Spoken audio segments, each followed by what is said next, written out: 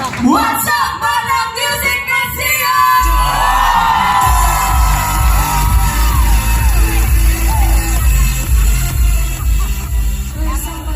Magandang gabi po sa ating lahat. We are so happy na andito po kayong lahat na ngayon gabi. Kasama po kami na mag-celebrate po ng aming first anniversary as JML. Are you guys happy? Very good! Kayo may busog na? Ha? Hindi ba? Hindi namin problema yun, ba't di kayo kumain muna? Ikaw lang. Pero kahit gutom kayo, ay bubusugin namin kayo. Sa? Musika! Sa musika, syempre. Syempre, pagmamahal. Yes, pero ito po, sa isang taon na ito ay marami tayong syempre na buong mga alaala, no? Kung sana ay nandyan kayo palagi para kung po ay supportahan. And para, ito po ay para sa inyong lahat.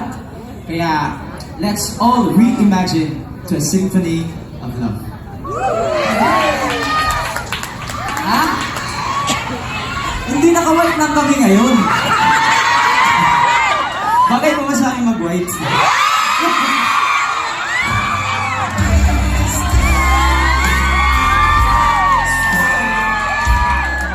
Gusto talaga.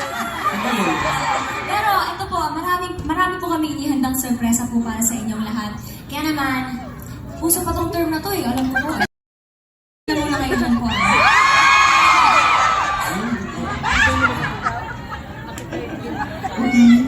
Kaya tara, at tayo'y magbalik no, tanaw sa mga special na alaala sa buhay namin ni Mariel. Kaya, ano ko sa pasatin ito? Don't you know that you're beautiful? Just the way you are, just the way you came. Sa totoong buhay ko, hindi ko na pumalala kung kailan ko siya unang nakita. Pero around 20 years old. Hindi ko lang sure kung ano yung exact date. Pero parang sa mga prod namin sa Showtime. Ako po, sa naalala ko, yung sa All-Star talaga. Hi, hello lang yun. Mga ganyan. Ang first impression ko kay JM, strict na mayama. Aminado naman siya. Sa part na medyo strict kasi tahimik lang din siya. Parang doon lang sa circle niya siya super comfortable, nakakapag-express ng sarili. So, yun. First impression lang naman yun.